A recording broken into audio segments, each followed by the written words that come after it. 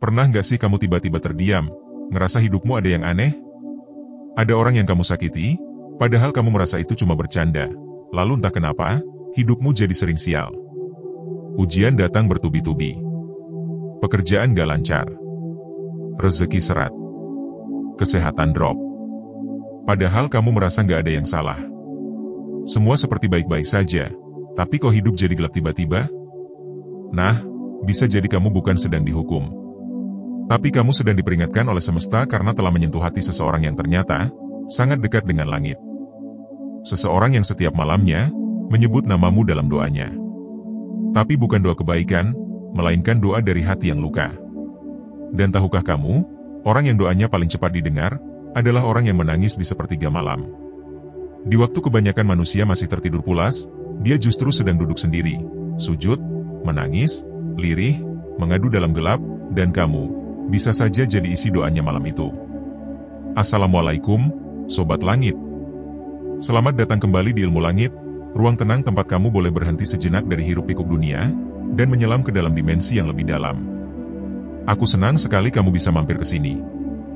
Beneran. Karena percaya atau tidak, kamu gak sedang nyasar. Serius, ini bukan video yang kamu temukan karena kamu lagi iseng scroll YouTube. Ini bukan video random. Tapi ini adalah bagian dari skenario halus yang membawamu kemari. Kamu mungkin sedang butuh pengingat. Atau, kamu mungkin sedang jadi target dari sebuah doa yang tidak kamu sadari. Terima kasih ya, sudah menyempatkan waktumu untuk membuka video ini. Karena video ini bukan hanya akan membahas soal tahajud dan keajaiban malam, tapi juga akan membuka mata kita, bahwa dunia ini lebih rumit dari yang terlihat. Dan kita harus lebih hati-hati memperlakukan orang lain, karena bisa saja, yang kamu remehkan itu, justru sedang disayang semesta. Oke, sebelum kita masuk ke cerita utamanya, aku ingin aja kamu buat berpikir sebentar. Coba pejamkan mata, gak usah lama-lama, dan tanya ke diri sendiri. Pernah gak ya aku menyakiti seseorang yang ternyata diam-diam rajin tahajud? Pernah gak ya aku ngeledek orang yang ternyata hubungan batinnya dengan Sang Pencipta lebih kuat daripada aku? Dan kalau jawaban itu membuatmu bergidik atau merasa gak nyaman, maka ya, video ini emang buat kamu. Dan hey, sebelum lanjut, coba yuk kita bangun energi positif sama-sama. Kalau kamu merasa konten ini relate dan kamu siap belajar sesuatu yang baru dari dalam dirimu sendiri, ketik 77 di kolom komentar. Angka itu jadi sinyal kecil kita, untuk saling dukung, saling menguatkan, dan saling mendoakan diam-diam. Kita hidup di zaman di mana yang terlihat menang, sering dianggap paling benar. Yang populer dianggap paling hebat. Tapi ternyata, dunia spiritual nggak begitu cara mainnya. Kadang, justru orang yang paling sering diremehkan, itu yang doanya tembus paling jauh. Dan saat mereka berdoa, semesta mendengarkan. Bukan karena mereka punya kekuatan super, tapi karena mereka punya kedekatan khusus dengan Yang Maha Segalanya. Mereka adalah orang-orang yang jarang bersuara, tapi ketika mereka sujud, seluruh semesta bisa ikut gemetar. Sobat Langit, sadar gak sih kita? Banyak sekali orang-orang sunyi yang memilih bangun di sepertiga malam. Mereka bukan orang alim. Bukan juga orang yang suka pamer ibadah. Tapi mereka punya satu keistimewaan yang luar biasa, ketulusan. Mereka gak banyak bicara, tapi mereka menyimpan banyak luka yang tidak diumbar. Dan malam adalah satu-satunya tempat mereka bisa mengaduk-aduk perasaannya di hadapan Allah. Coba bayangkan, ketika seseorang yang sangat tulus itu merasa disakiti, lalu dia memilih untuk tidak membalas dengan mulut, tapi dengan doa. Doa yang bukan dilantunkan dalam emosi, tapi dalam tangis sunyi yang ikhlas dan penuh luka. Apa kamu yakin, doa itu tidak menembus langit? Apa kamu yakin, kamu aman dari ucapan lirih mereka saat sujud? Satu hal yang sering dilupakan banyak orang adalah ini. Orang yang bangun malam bukan sedang ingin dianggap suci.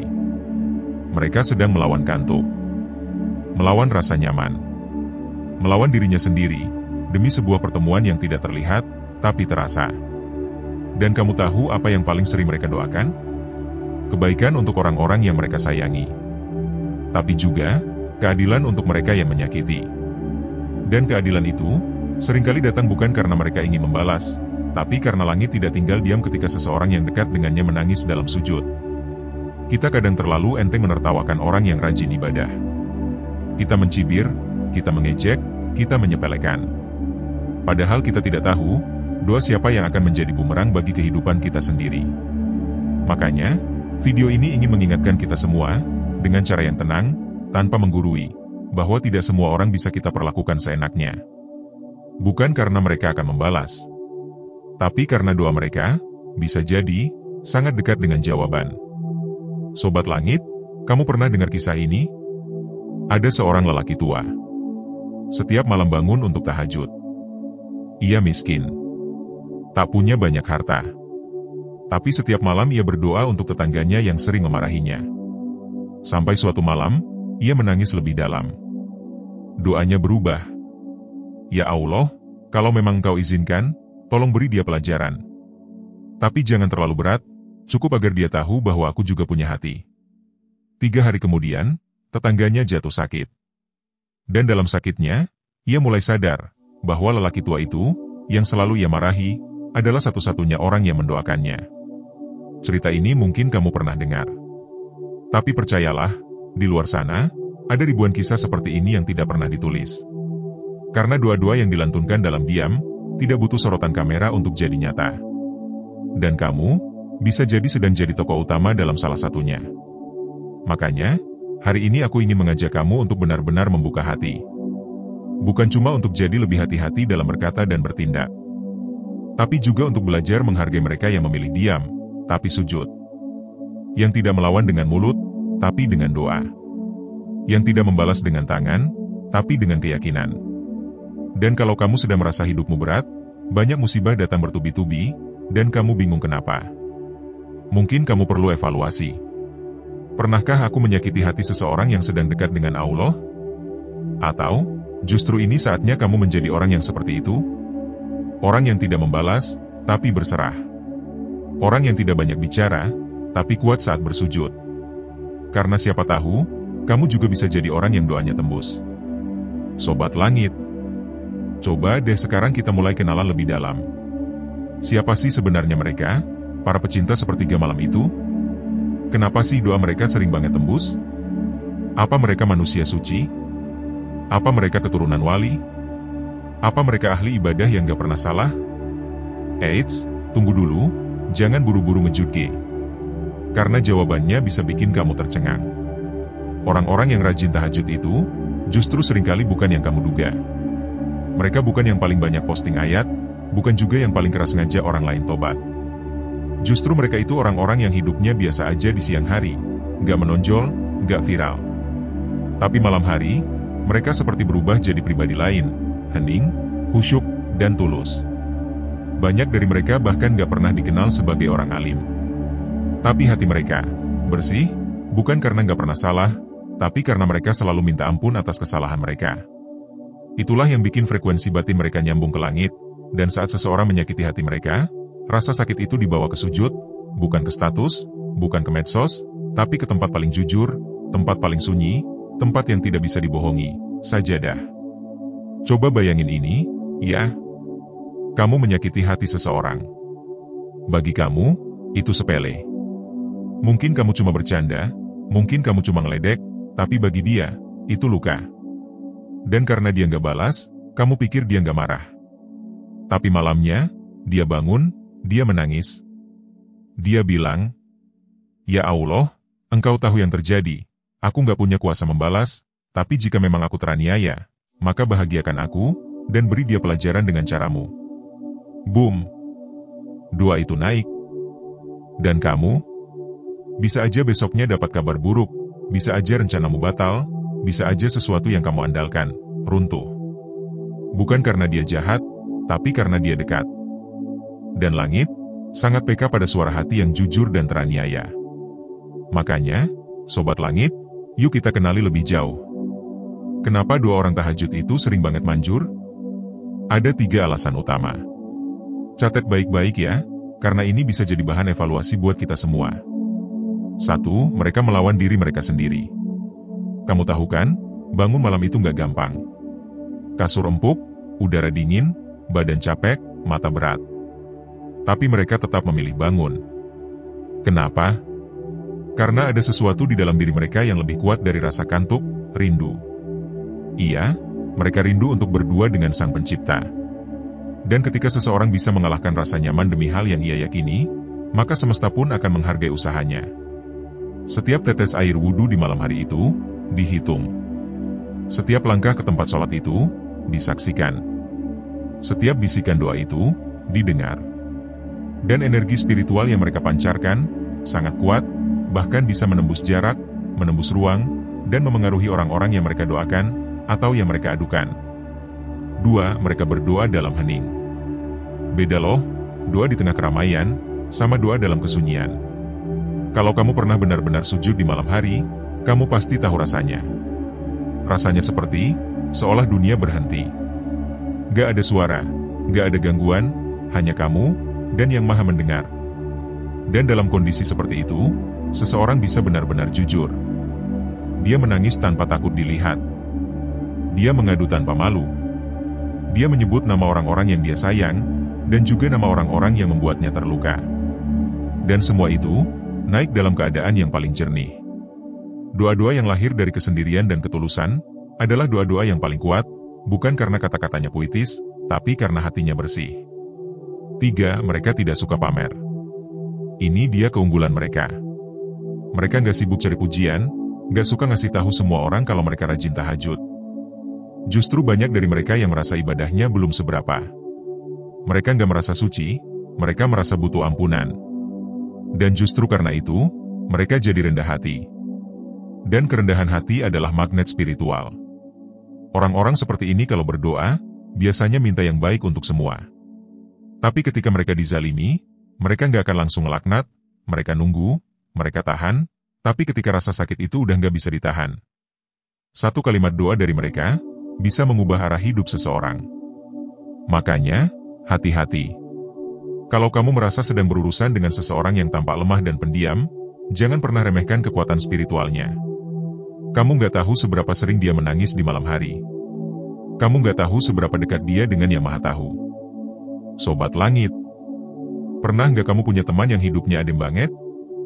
Mukanya tenang, rezekinya lancar, masalah datang, tapi dia kayak nggak pernah panik. Nah, coba kamu tanya, jangan-jangan dia punya amalan yang jarang dia umbar. Bisa jadi, dia adalah orang yang rajin tahajud.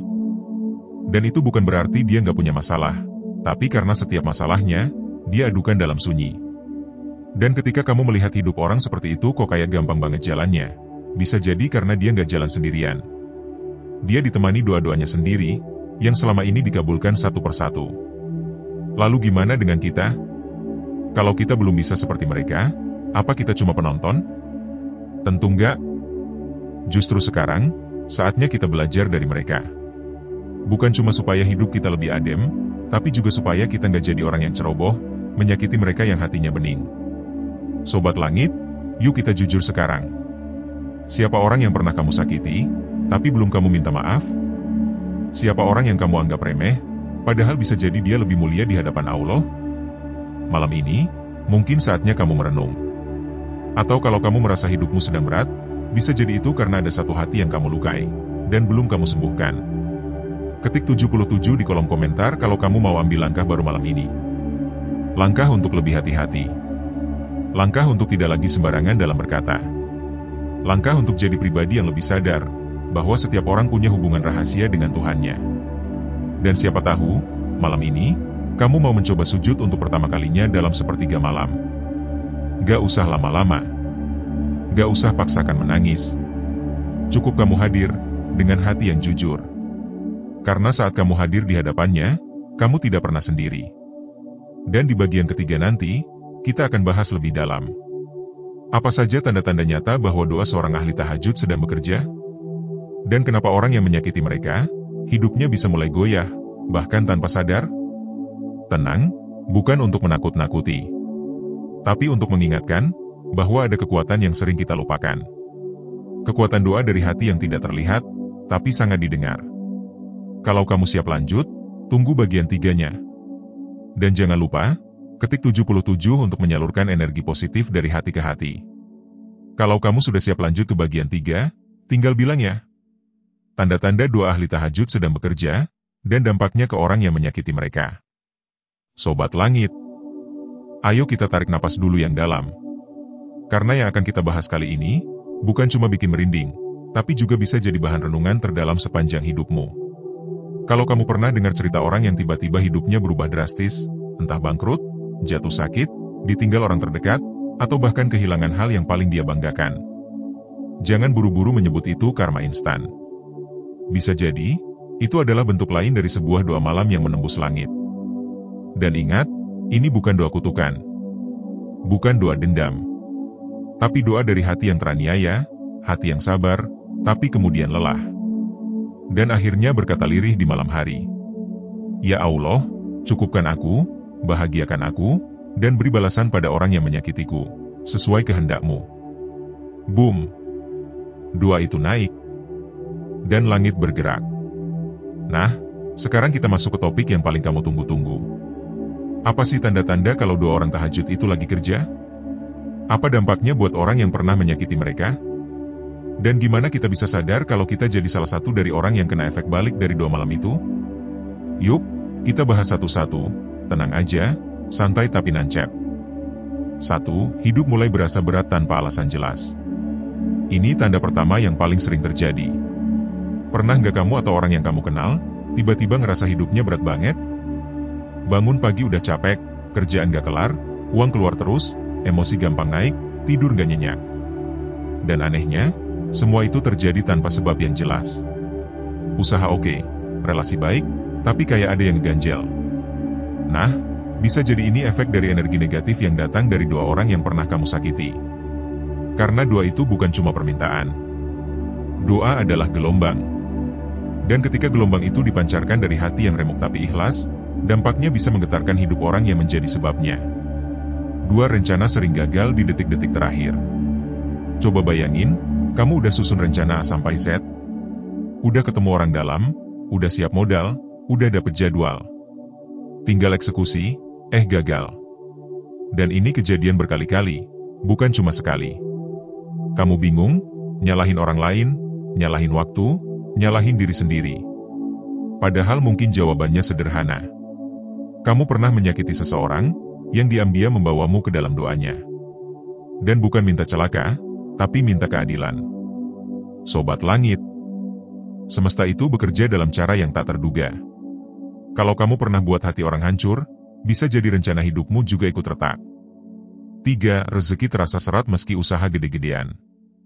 Ini salah satu ciri yang paling bikin frustrasi. Usaha udah gede, strategi marketing udah canggih, tim udah solid. Tapi pemasukan gak sebanding dengan pengeluaran. Kalau ini terjadi berbulan-bulan, bahkan bertahun-tahun. Coba evaluasi lebih dalam. Bukan cuma tentang manajemen, tapi tentang relasi. Siapa tahu ada satu hati yang kamu sakiti tanpa sadar. Dan dia tidak membalasmu dengan cacian, tapi dengan air mata saat tahajud. 4. Dikelilingi masalah yang datang bertubi-tubi. Pernah nggak ngalamin? Baru aja beres satu masalah, datang lagi yang lain? Baru sembuh dari sakit, motor rusak. Baru dapat kerjaan baru, malah ada konflik. Kayak hidup gak ngasih waktu buat napas. Bisa jadi kamu sedang diproses. Tapi juga bisa jadi kamu sedang menerima akibat dari menyakiti hati seseorang yang sujudnya khusyuk. Karena satu hal yang harus kita tahu. Allah sangat membela hambanya yang disakiti tapi tetap sabar. Dan kadang, pembelaan itu datang dalam bentuk pelajaran untuk pelaku. 5. Lingkungan sosial mulai menjauh tanpa sebab. Ini juga sering banget terjadi. Tiba-tiba kamu merasa dijauhi teman, partner kerja mulai ragu, relasi rumah tangga jadi hambar. Dan kamu bingung, salahku apa ya? Kalau ini terjadi terus-menerus, coba cek ulang dirimu. Jangan-jangan, ada doa yang sedang diproses. Doa dari seseorang yang pernah kamu kecewakan, mungkin bahkan kamu hina. Dan sekarang, perlahan, kamu dibuat merasa sendiri. Agar kamu belajar untuk kembali padanya. Sobat Langit, doa itu misterius, tapi dampaknya nyata. Makanya, kita perlu banget jaga hati. Jaga ucapan. Jaga tindakan. Karena kita nggak pernah tahu siapa yang sedang kita sakiti. Dan kita nggak pernah tahu seberapa dekat orang itu dengan Allah. Lalu, apa yang harus kita lakukan? Tenang, bagian ini bukan buat bikin kamu takut. Tapi buat ngasih kamu pilihan. Bahwa semua bisa berubah. Kalau kamu mau berubah. Berikut ini langkah-langkah untuk memperbaiki diri dan mencegah efek balik dari dua orang yang kamu sakiti. 1. Minta maaf langsung. Kalau kamu tahu siapa yang pernah kamu sakiti, langsung aja minta maaf, jangan gengsi.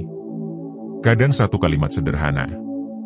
Boleh nggak aku minta maaf, dulu aku pernah salah. Itu bisa jadi pembuka pintu rezeki yang selama ini tertutup. 2. Perbaiki hubungan secara tulus. Jangan cuma formalitas, tapi dari hati. Coba jalin komunikasi, bantu kalau bisa. Karena kadang, bukan permintaan maaf yang mereka tunggu, tapi sikapmu yang berubah. 3. Mulai tahajud juga. Nah ini, kalau kamu selama ini cuma jadi korban dari dua orang lain, kenapa nggak mulai jadi pemilik doa itu juga? Bukan buat balas dendam, tapi buat memperbaiki hidupmu sendiri. Mulai dari 2 rakaat. Bangun lebih awal. Bicaralah pada Allah. Dan rasakan, bagaimana hidupmu perlahan jadi lebih ringan, lebih terang. 4. Minta ampunan khusus dalam tahajud. Kalau kamu sadar pernah melukai orang, bawalah itu dalam sujudmu. Katakan, "Ya Allah, aku pernah menyakiti hamba-Mu, aku malu, tapi aku ingin berubah. Tolong ampuni aku, dan bahagiakan orang yang pernah aku lukai." Doa seperti ini, jika tulus, bisa membalikkan arus.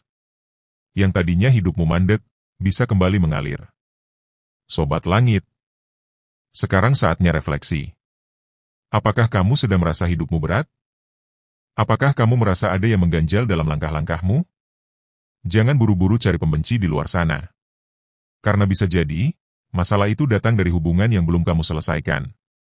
Dan siapa tahu, malam ini, kamu bisa jadi orang baru. Jangan pernah remehkan hati yang sujud. Ingat baik-baik kalimat ini. Jangan pernah remehkan air mata yang jatuh di sepertiga malam. Karena bisa jadi, air mata itu membawa perubahan besar. Entah untuk hidupmu, atau hidup orang yang pernah menyakitinya. Kita semua sedang dalam perjalanan. Ada yang baru mulai tahajud, ada yang sudah istiqomah bertahun-tahun. Dan ada juga yang hari ini tersadar, bahwa dia pernah menyakiti hati seseorang yang diam-diam dekat dengan langit. Apapun posisimu sekarang, kamu masih punya kesempatan untuk berubah. Ketik 77 di kolom komentar kalau kamu merasa tersentuh dengan perjalanan ini. Kalau kamu merasa harus memperbaiki hubungan. Atau kalau kamu ingin mulai tahajud malam ini. Karena saat kamu mengetik 77, kamu sedang memberi sinyal ke dalam dirimu sendiri. Bahwa kamu siap menyambut cahaya dari dalam. Dan siap menjadi pribadi yang lebih peka, lebih bijak, dan lebih tenang. Terima kasih sudah menyimak hingga akhir. Kita ketemu lagi di video selanjutnya. Dengan kisah-kisah nyata, reflektif, dan menyentuh. Yang bikin kamu makin mengenal dirimu, dan makin dekat dengannya. Sampai jumpa, Sobat Langit.